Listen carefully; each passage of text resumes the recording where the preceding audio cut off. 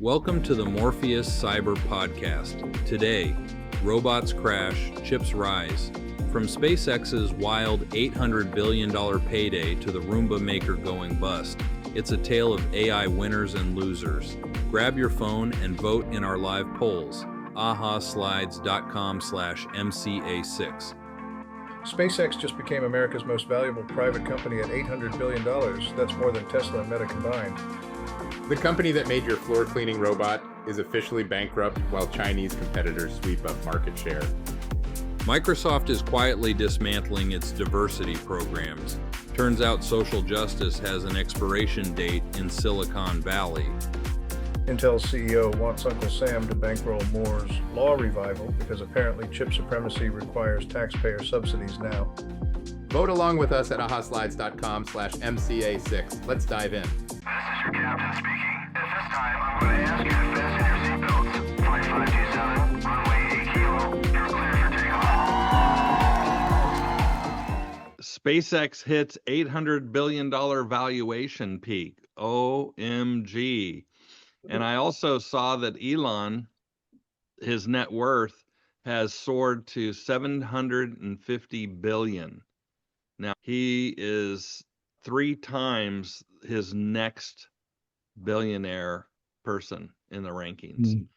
Bezos. So he's ineligible to be a guest on our podcast. Yeah, because this is the sub-billionaire podcast. Right. He ain't welcome. Yeah. We throw around these numbers, billion and trillion, and you just become immune to it, especially when you're talking about dollars. But I was trying to wrap my head around it a little bit. I was just tinkering around. If you converted it to time, which is a little bit easier for my brain to figure out, 1 million seconds takes 11 and a half days. Seconds takes 31 years. And Oh, yeah. 1 trillion seconds takes 31,700 years.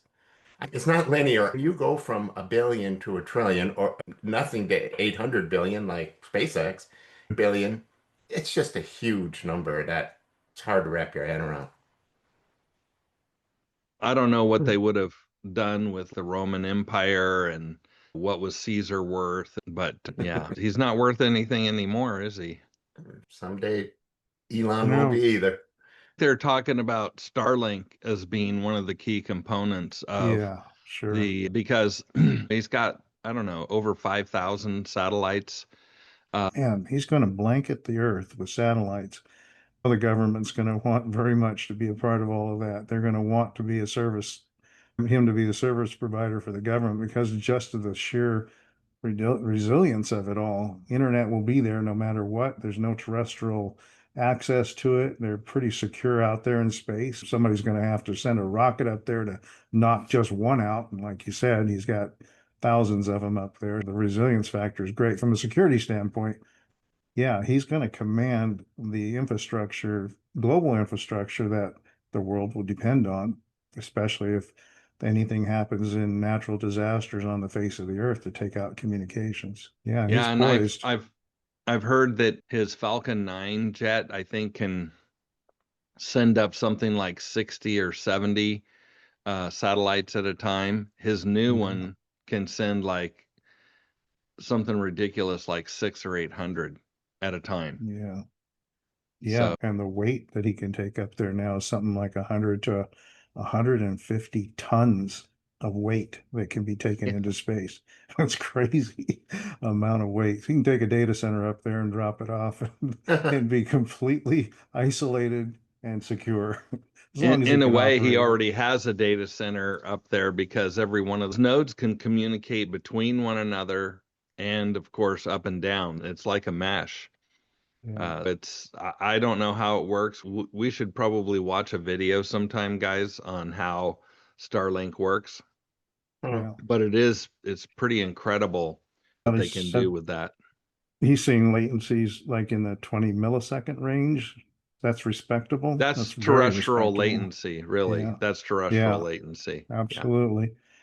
And they have the ability to do laser links directly from space. That could even be faster. There's a lot of cool things. Definitely as fast, if not faster, than some terrestrial links. A couple things. One of them is that I think that maybe the biggest risk that SpaceX has, just based on our last couple minutes of conversation, is pushback from governments as far as monopoly or privacy or whatever, but having one person controlling, one company controlling all this stuff, that might be their biggest danger.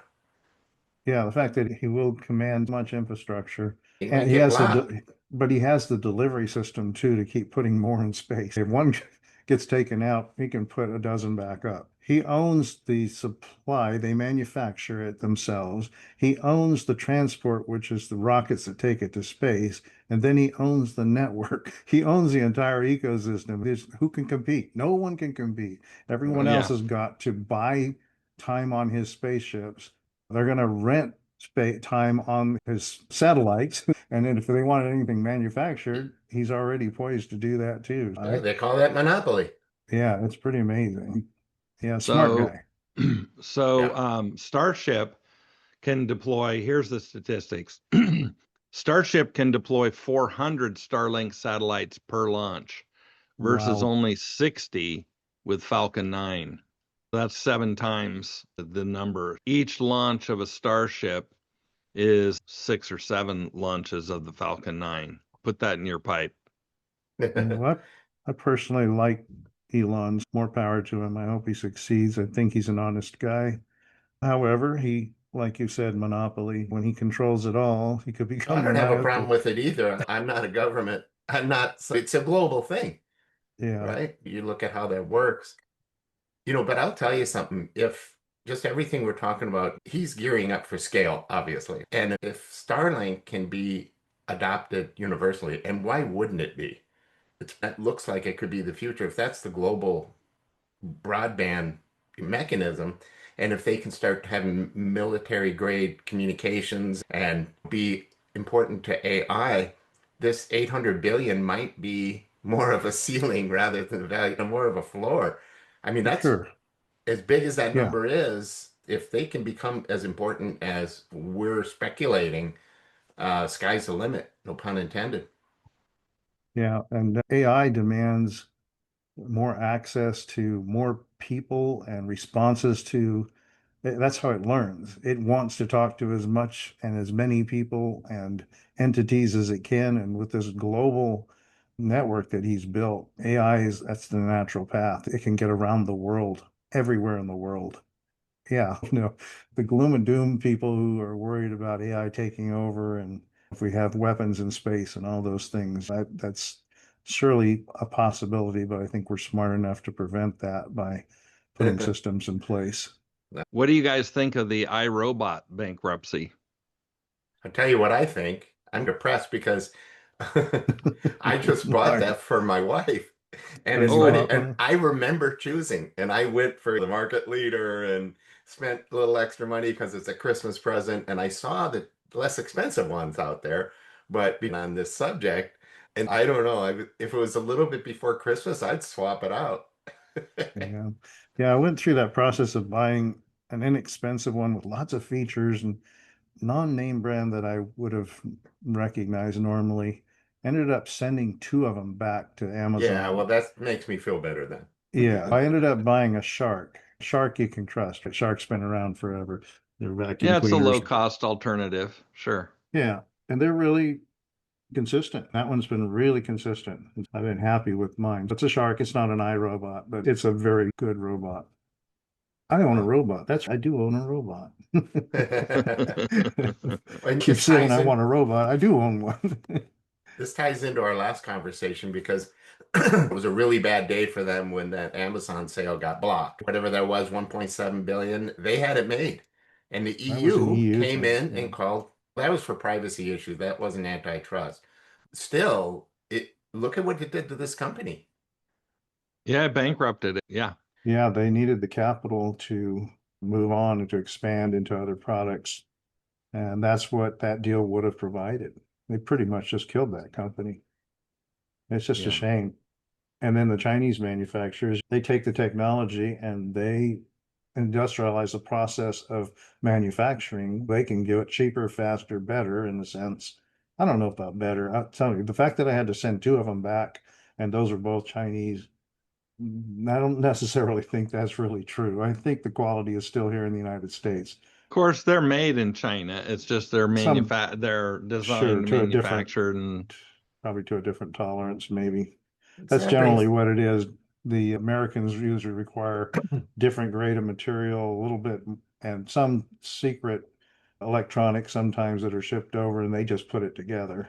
Yeah, but it's, like I said, the shark has been good and really good back well, in the good business. news is that the technology isn't going to be dead because other people will buy the technology. Probably Amazon will go and part it out, right? And Yeah. anyway, what they say is consumer robot companies have 85% higher failure rate than other like B2B robotics firms. Customer. Consumer products are nowhere near what B2B products are. that's where the money's at, huh? Yeah, The marketplace. that's where the That's sort quality of is, Mm. right? expertise. Yeah. Yep. In manufacturing or other types of robotic systems. I think is largely robotic in a lot of its control centers. The post office has been robotic for a long time in a lot of its different endeavors with package movement. We can credit Roomba for changing the way people think about robots. When they first came out, people go, I don't know if I want this thing going around in my house and bouncing around, doing all these things, bothering the dog, all these things. No, it's become common now. Tons Yeah. of people have got these things and they do work. I love it. I tell my wife all the time, I said, this is your present because you're not gonna have to vacuum anymore. And she loves that thing. She says, let's run the robot because it just goes and vacuums everything up clean too. And it just, you know how it puts those lines in the carpet when you vacuum? Does Oh, That's that? does it robot. do The that? robot, yeah, the robot does that. Yeah. Yeah, Huh. nice and clean looking. Yeah, and it does suck it out because I watch how much of dirt that get pulls out of the carpet and it goes and unloads it automatically by itself and then it goes out again and runs and goes Really? back and unloads it if it needs to, recharges itself when it needs to, and it finishes the process later on if it needs to recharge. It does everything. I just tell it one time, clean the house. Huh? I map it out one time. It uses LiDAR. It actually can see around, it can see little things like the foot of furniture, the legs of furniture, it'll go around them. And then it maps it permanently. You can see in the mapping program exactly what it learned with LiDAR. And you say, yeah, it's pretty accurate. Does a good Does it do job that automatically, or do you? Is that automatically. No, you the don't do first anything. time you run it? First time you It run does, it in a new it, space. it maps your house. Yeah, Yeah, when you just now start it. somebody was saying that this is because it maps your house and that it's a privacy thing. I'm sorry, I Yeah, just it's not. don't have a feeling that my house is on the national security list. But No, not even, yeah, yeah, for so any of there's some us. privacy and security people who are to the nth degree, and I'm They not shouldn't have sure TV I'm, sets then. TV sets can be used two-way camera. yeah. There's all these things. Yeah. What are you going to do? Just get electronics out of your life. And literally, there are people who are like that. They don't have a cell phone. They don't have a television set. There's no electronics in their home. They certainly don't have one of those Alexa things. Anyhow, No. Yeah, yeah. she just upgraded, by the way, to Alexa 2.0. She's going to talk now. Oh, yeah. Yeah, Every no time she doubt. hears I her shouldn't have name, said it, but yeah, don't call her name. yeah, because I have one on my desk. Actually, I have a Echo Show. Yeah, this is indicative of success, but yet failure in that these little home robots are already getting the prices getting low, that it's basically taking the first movers out. But I Yeah. wonder if it doesn't point to a bigger problem because, the fact that iRobot came out with this amazing technology, and then these Chinese companies were able to do it much cheaper. Maybe not quite as good, 80% as good perhaps, but much cheaper. Why Yeah. can't we do that? And I know the answer to that really, but Oh, yeah. it's a No problem. problem. And how can we fix that?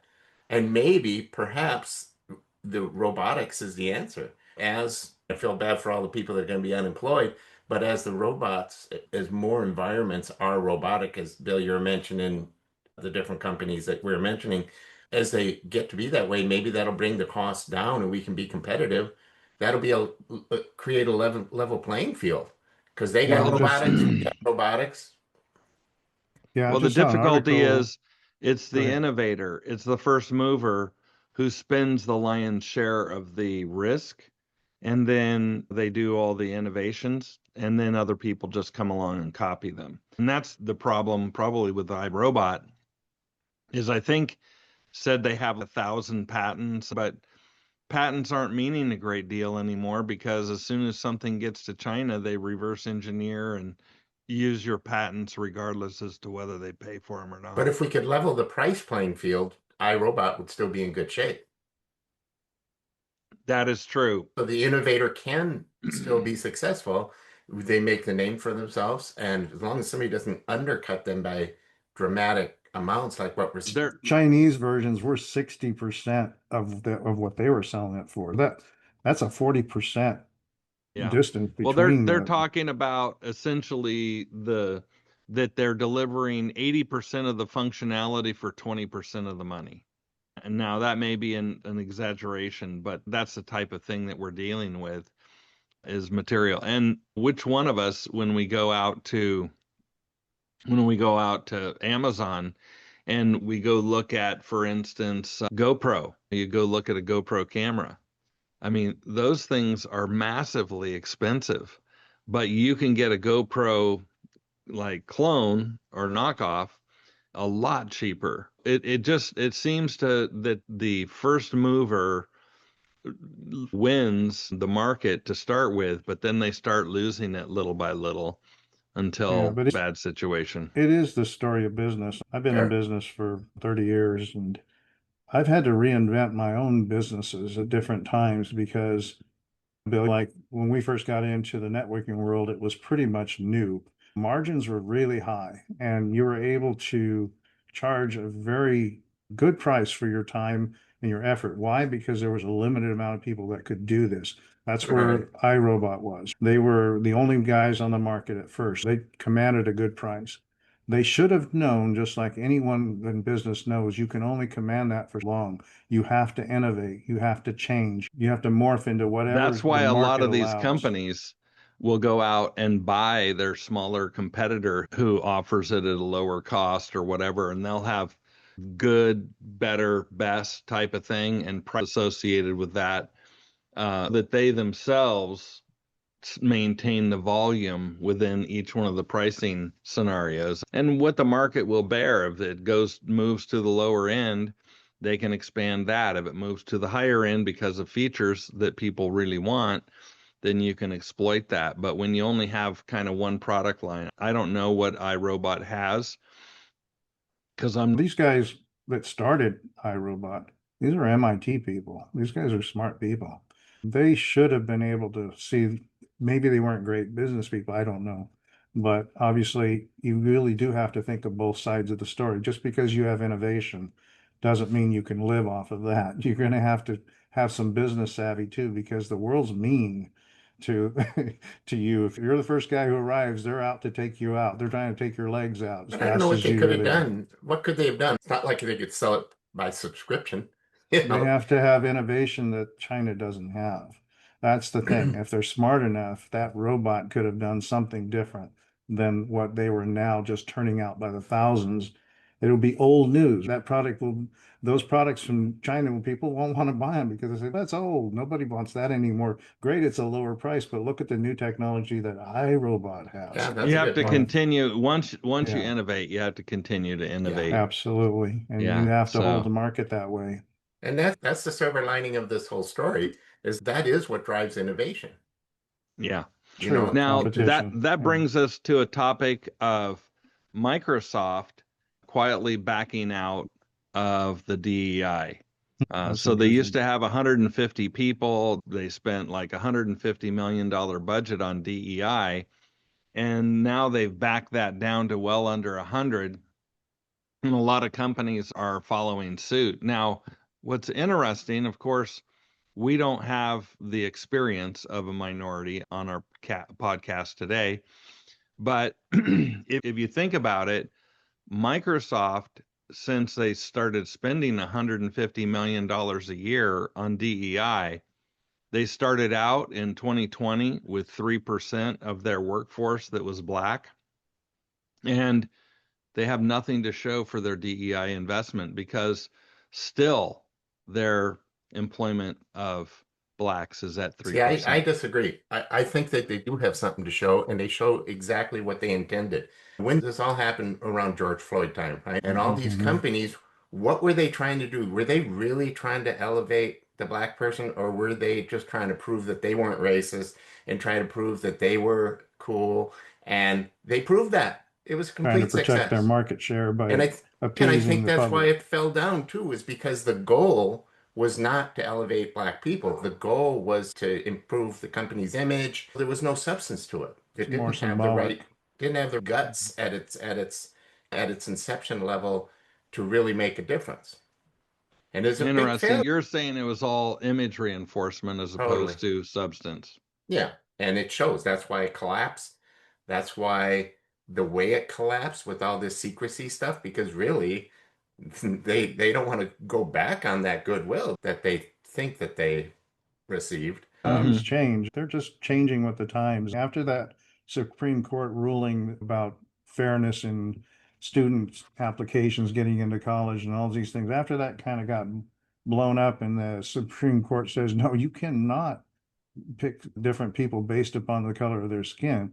That's not Uh, going to happen. All these programs now fall under the same thing. No, you can't hire people just because they're this color of skin. It has to be by their ability, their talent, their credibility, whatever, all the things that should be how you hire somebody. Now that they know that, merit yeah, based. merit based, absolutely. Now they know that there's a Supreme Court ruling. They know that they're up for a bunch of liability because if they don't follow what the Supreme Court says, there's going to be lawsuits coming the other direction now saying, hey, I was qualified and you did not hire me. Amen. And there's a lawsuit. They're Yeah, just and rolling with what the times are. They're shifting because they know they have to from a legal standpoint. it's interesting that in 2020 or 2021 they were spending 2.8 billion, all these companies, on DEI, and now that spending is down to 1.6 billion in 2023 and it continues to decline. There is an industry-wide spending decline on DEI. Now, DEI, obviously, we all believe that it should be somewhat intrinsic for fairness and merit, colorblind Right. fairness. And we do have some issues in our society and in our world around these issues. How we deal with them is still the problem that we're grappling with. Because I don't think anyone wants to say, these people from this area or this people with this color of skin should be suppressed. I don't think anyone wants that.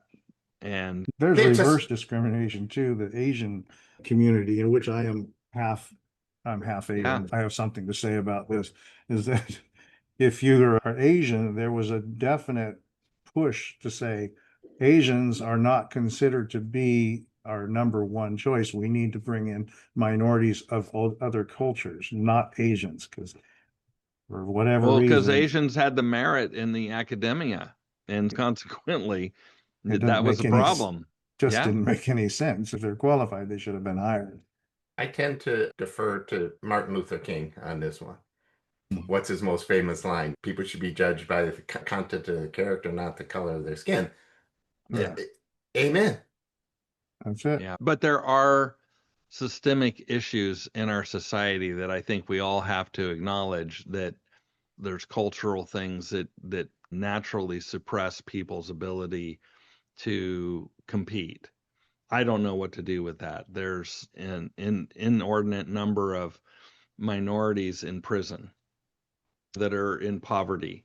But those problems aren't something that you can really take to a fast track easily. And I think we all want to solve those problems because you meet some young person with a lot of aspiration and you want them to have the same capability or the same opportunity that another person has. But intrinsically, that's just not the case in our world. And There you are, you mentioned you don't know what to do about it, and I'll tell you one thing that won't work, and that's the reverse. Just start discriminating against a different group. But I agree with you 100% that there is a problem.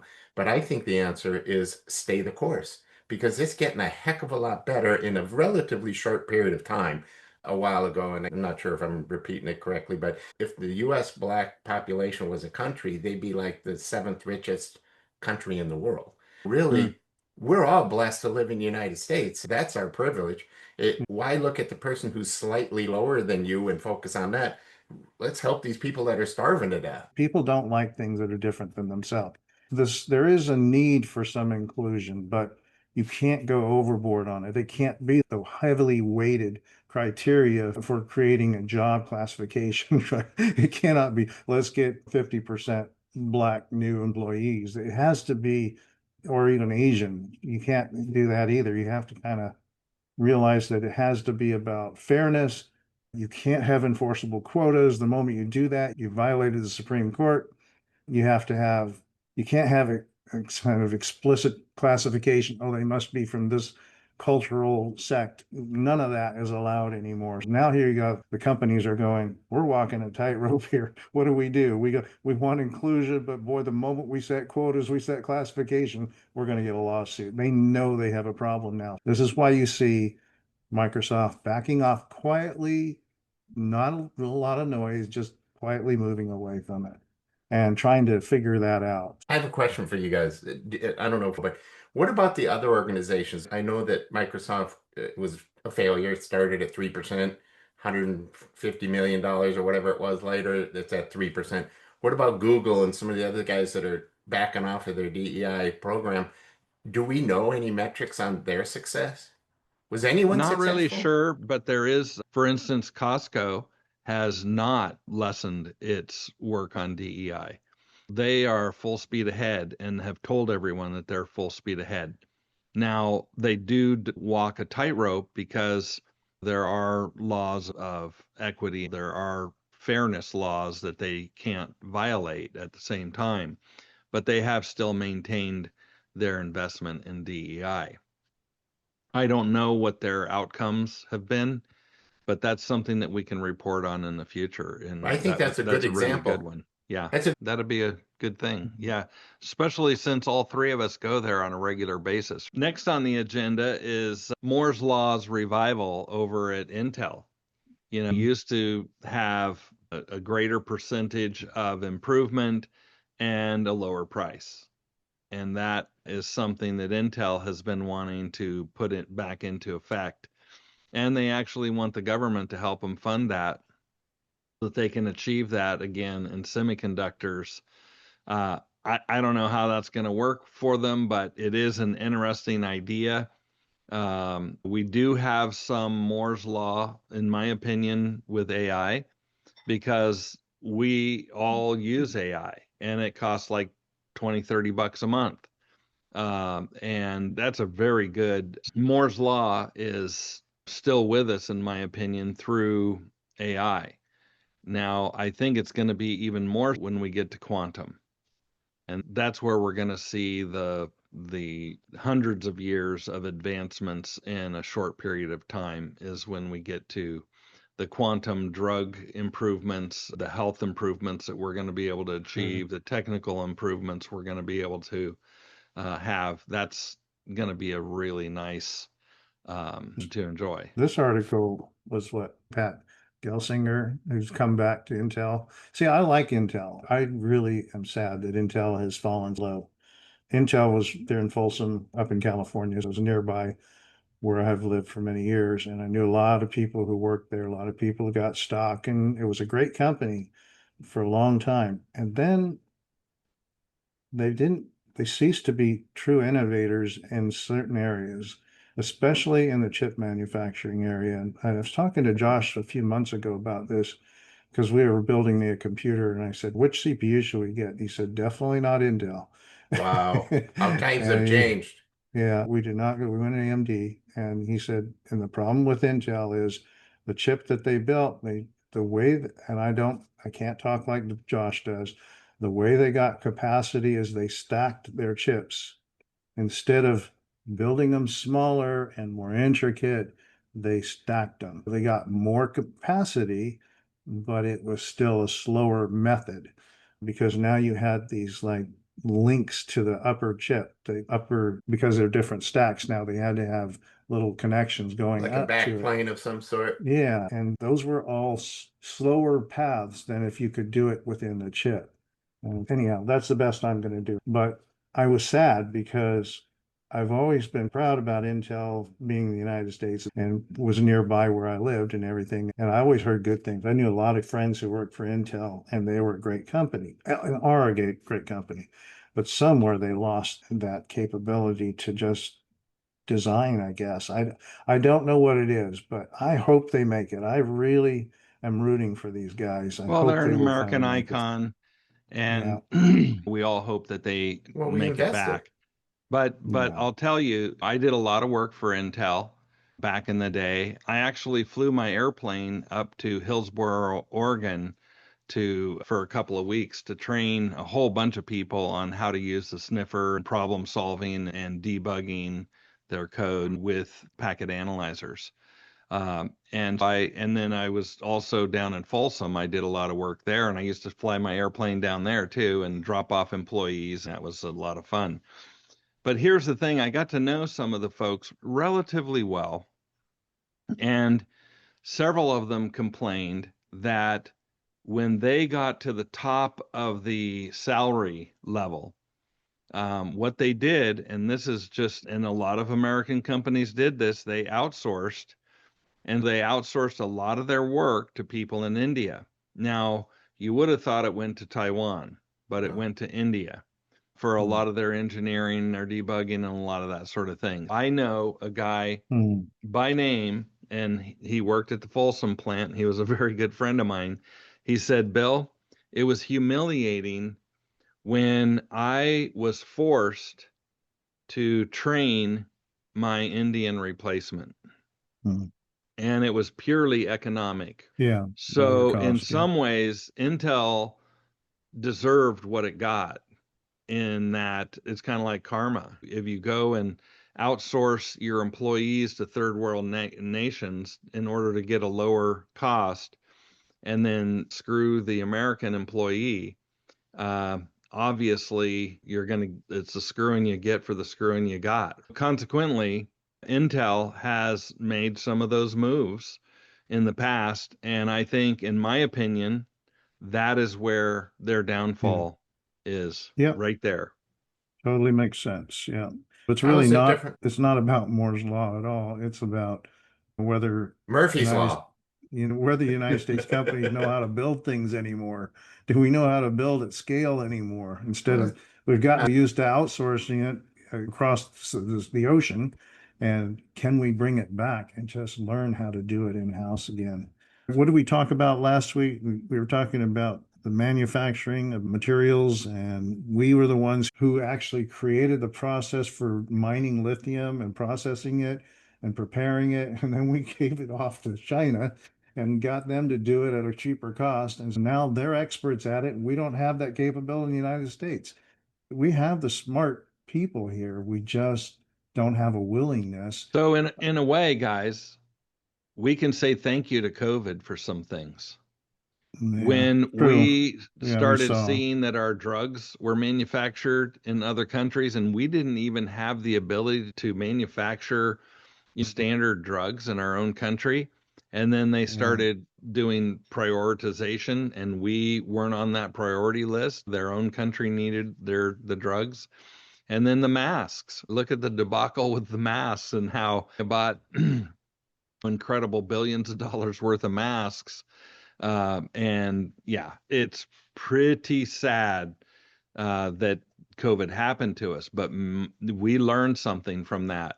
We learned that we need our supply chain yeah, to be intact, even in the event of something like a pandemic, which is not a war. It's not something of that nature. It is just purely, we countries need to have their own supply chain capabilities. When push comes to shove, for whatever reason, we end up with that situation. Yeah. yeah. I'm glad to see the Trump administration is focused on bringing back manufacturing jobs back to the United States. It is a priority. And we can see maybe, like you just said, maybe it was just purely the impetus was purely because of COVID. But hey, we've probably known this for a long time. Sometimes you have to hit rock bottom. It's kind of similar to the iRobot story in a way. There's a lot of parallels there. Yeah. Mhm. You know, it's interesting. Yeah, we got to fix some stuff. And I agree with you. I think bringing back manufacturing is key. The And what, question, is it too late? Is it too late for Intel to catch up? I wonder. And is it too late for us to catch up? Is that Well, ship I let's don't sailed? talk know. about some American companies that are still doing pretty well. IBM, they've gone through from a hardware economy into a service economy. And IBM has managed to do pretty well. They have their AI solutions. And if you look back, IBM was trying to promulgate AI into all of our businesses today. They just didn't have ChatGPT and proof that this is the way to go about doing it.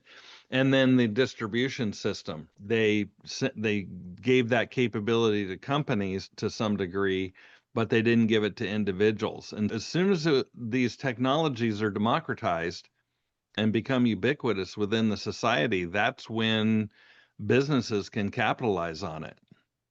Because now everybody wants to have AI. But 10 years ago, I remember IBM talking about AI and using it for your business, but it never caught on until the individual's creativity and the innovators were loosed. Yeah. Yeah, good point. To the original subject about Moore's Law, Moore's Law definitely does not apply in this world as is, but in a way, because innovation is important, with the GPUs coming in, because they're really good at doing certain things. And for the large language models, they can do thousands of things at once. And those sorts of improvements are maybe replacing just the chip being twice as good and half the price, like Moore's Law said, shifted to a different sort of Moore's Law. TSMC is building a plant here in the United States. Some of the chips that they manufacture over there in Taiwan are going to be done in the United States. I think it's the H100s, not their best GPUs, but the lesser ones are going to be done here. But Intel, Good. Intel's completely not in competition now. They've got to step up their game. They've got to get back into being some level of competition to TSMC. We like the whole NVIDIA chipsets and all of this, but reality is they're offshore. They're not here. Well, They I are a I risk. see I see what's happening is these other companies like Nvidia just invested in Intel.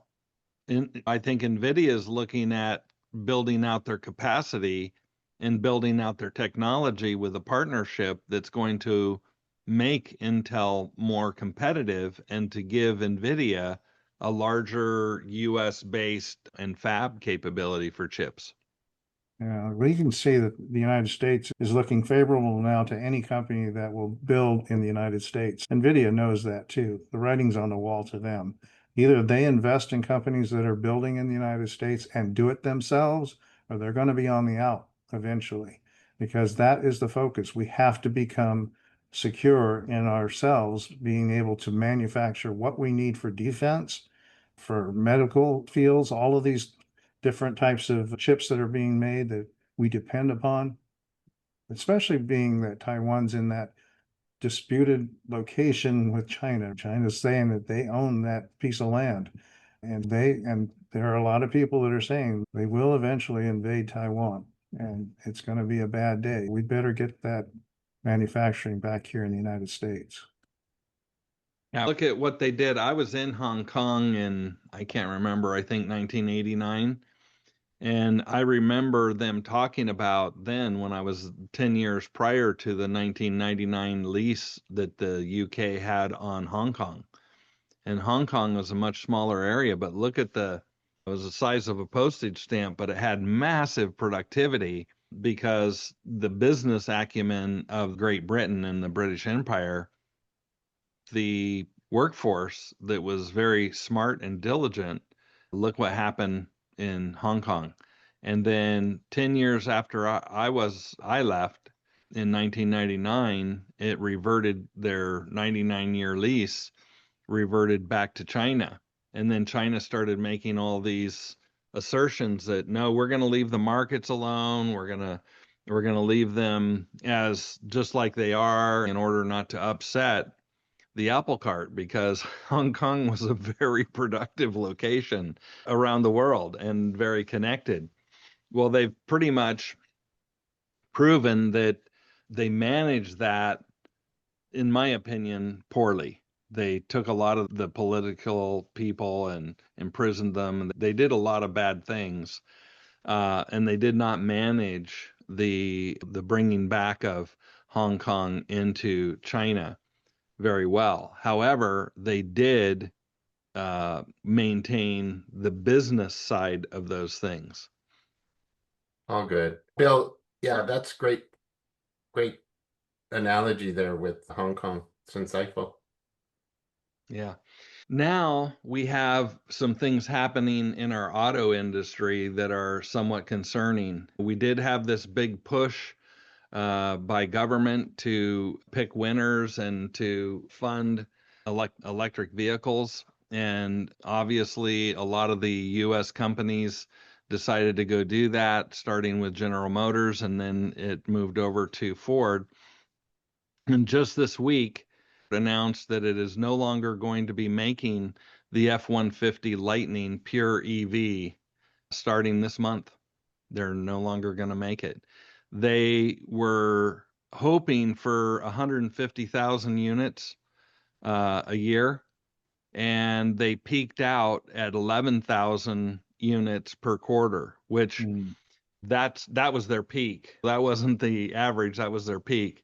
If you took their peak and what they were able to attain, they marketed for, they did production for, they did pricing for, selling 150,000 F-150 EVs, and they were only able to achieve at top 11,000 in one quarter, which would be 44,000. It was less than 1/3, maybe even 1/4 what they thought the market was going to be. And the of market course, speaks, well, doesn't it? the market does speak. It's pretty tragic that we had to, and this was a $20 billion markdown. Ooh. Yeah, $20 billion. Now, they are going to keep some things. And what they're going to do is they're going to transition to an F-150 with a V6 engine in it that is a generator, and it's gas powered. So they're going to go from having a few hundred miles of range up to 700 miles of range, but they're doing that by having a gasoline powered generator, a V6 engine.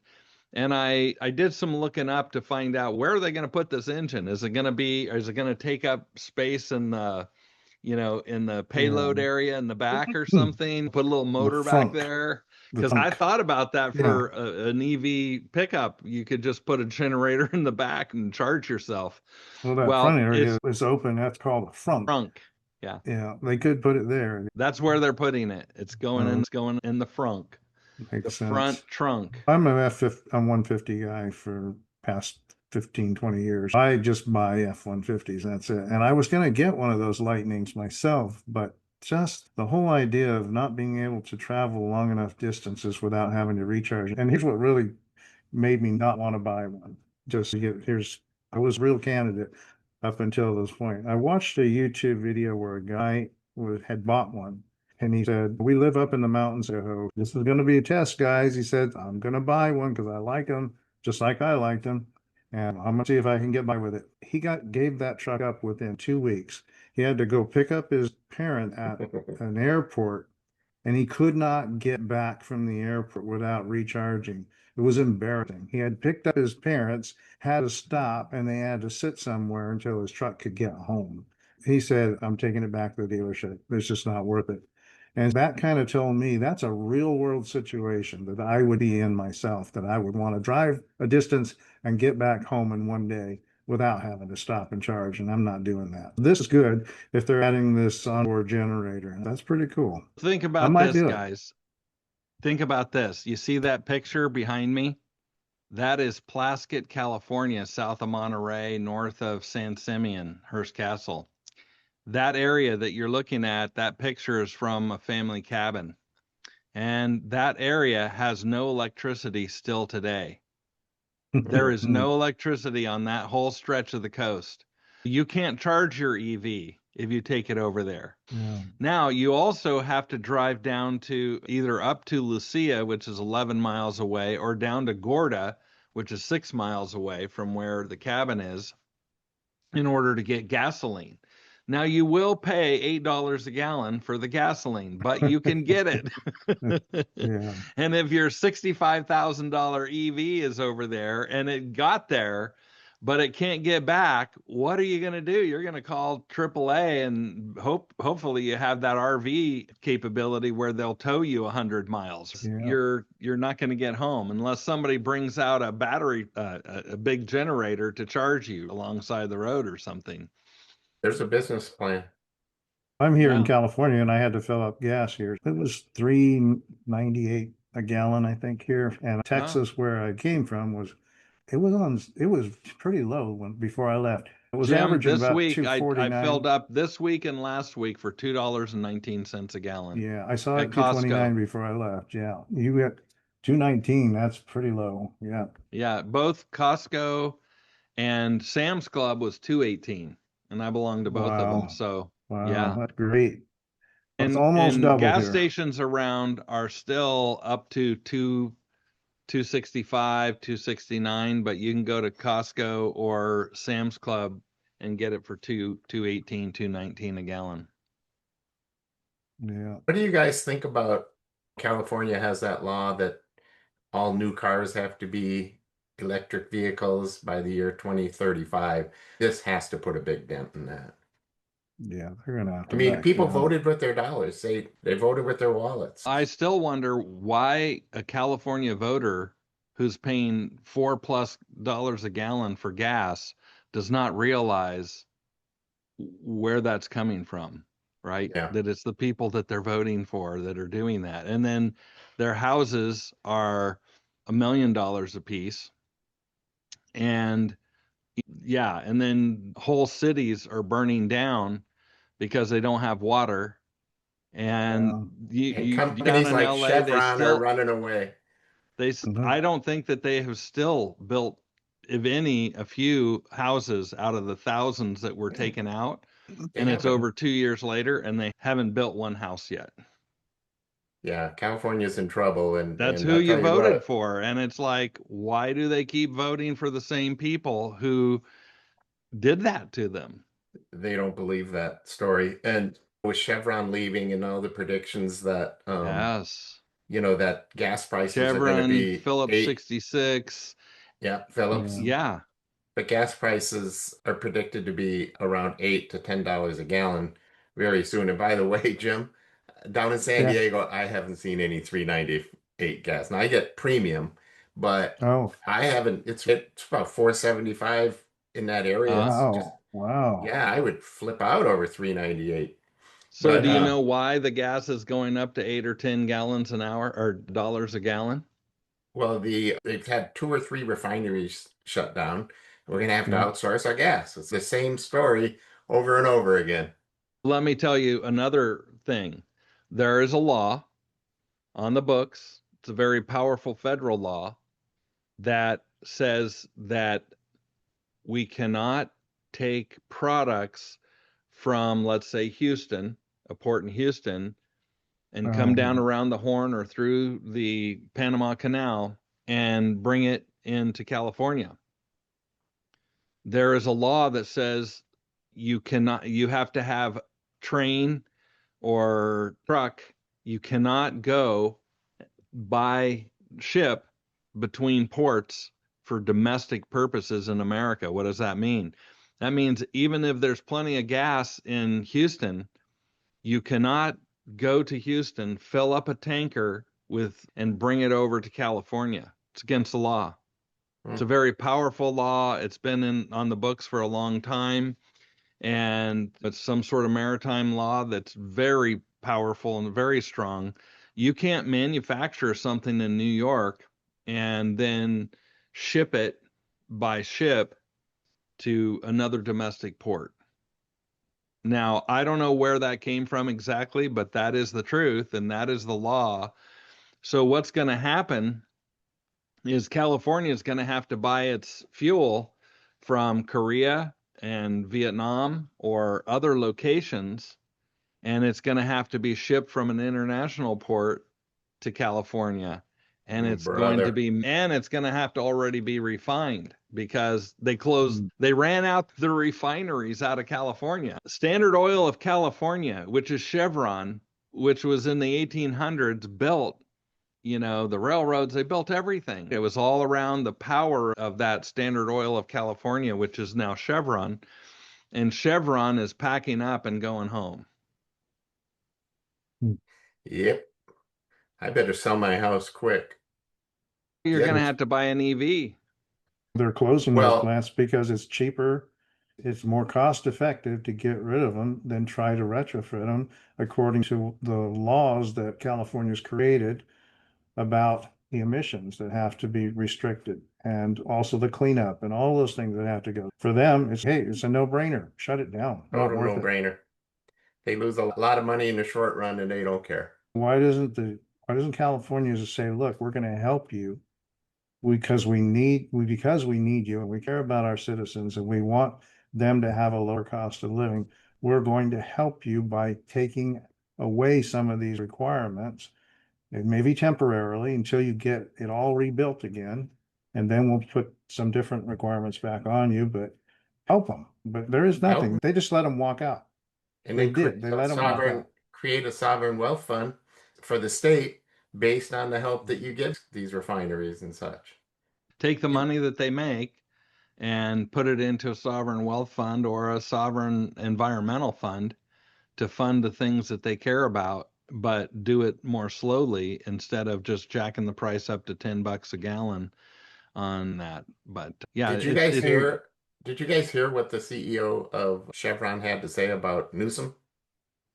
So he reached out to Governor Newsom before making the decision to pull out of California and said, hey, would you like to talk about this? Because this is what we're going to do. And is there any conversation we should have? And Newsom, according to the CEO of Chevron, Newsom said, no, I don't need to talk. I'm good. To your point, why doesn't the state do something? Well, it's the leadership. The other good thing about these F-150s building, and the reason why the F-150 saw the handwriting on the wall is because Ram Trucks has that capability now. And what is it called? An E-Rev. It's a great solution. And it's basically got a gas engine that it always runs at optimal RPM for generating electricity. It's pretty powerful. And like we were talking before the pod was on about the benefits of having one of these trucks, your house loses power. There's some sort of a problem. Or my family who has this cabin on the coast where there's no electricity, and if they want to do renovations to the cabin or something, they have to bring a generator over. Or you can just bring your F-150 over with one of these. And now it does take some discipline not to use that in the cabin area because we always use kerosene lamps, maybe a candle once in a while. We'd put a long burning candle in the bathroom, right? You don't even have a solar panel yet? No solar. No, nothing. I get it. And that's by design. If you think about it, I get it. Sure. We've done that for centuries, and since the mid 1800s, our family's been there, and that's what we do. When we go there, we celebrate the founding and the original way that we lived. You heat with a wood stove. You use propane for your stove. We also use propane for our refrigerators. Good for you. Yeah, it's cool. That's awesome. Yeah. Hey guys, it's about time to wrap it up. Sure was fun today talking about all these wonderful topics. Yeah, it was fun. It was fun. Hey So what are you y'all, doing for Christmas, Gus? usual kind of thing. Sit back, watch a little football. We have a tradition of crab legs on Christmas Eve.